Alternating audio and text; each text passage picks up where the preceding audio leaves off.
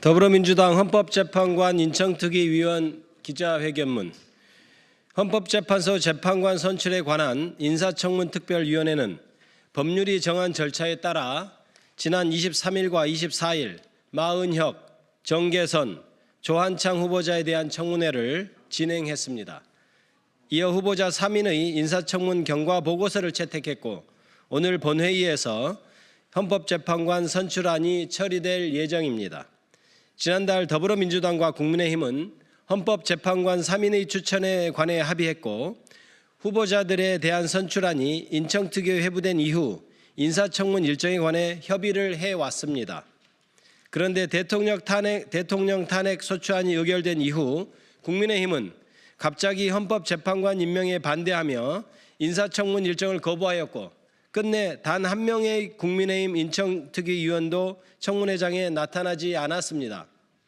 국민의힘 의원들은 지난 23일 후보자들의 인사검증을 위한 청문회에는 참석하지도 않으면서 갑자기 기자회견을 열어 후보자들에 대한 트집 잡기에 나서는가 하면 24일에는 자신들이 추천한 조한창 후보자의 청문회에도 참여하지 않았습니다. 매우 부적절하고 너무나 무책임한 행태입니다.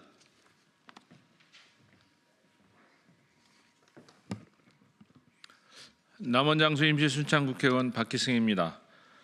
국민의힘은 연일 궤변을 늘어놓으며 헌법재판관 임명을 방해하고 있습니다. 대통령 권한 대행은 헌법재판관을 임명할 수 없다는 것은 학계나 법조계에서 거의 지지를 받지 못하는 억지 주장입니다. 국회가 합법적으로 후보자를 선출하려고 하자 이번에는 시간을 끌기에 인용 가능성이 전혀 없는 권한쟁의 심판을 청구하겠다는 억지를 부리고 있습니다. 노골적인 탄핵 심리 방해이자 윤석열 구하기입니다. 대체 국민의힘은 무엇을 위해 이렇게 싸우는 것입니까? 국민을 위한 정치는 온데간도 없고 오로지 자신들의 정권 유지를 위해 불법 계엄도 내란도 눈 감겠다는 것입니까?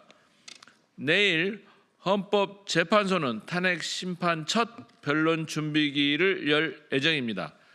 대통령의 직무가 정지된 상황에서 탄핵 심판 사건의 신속하고 엄정한 심리를 위해 무엇보다 6인 체제로 운영 중인 헌법재판소의 정상화가 시급합니다.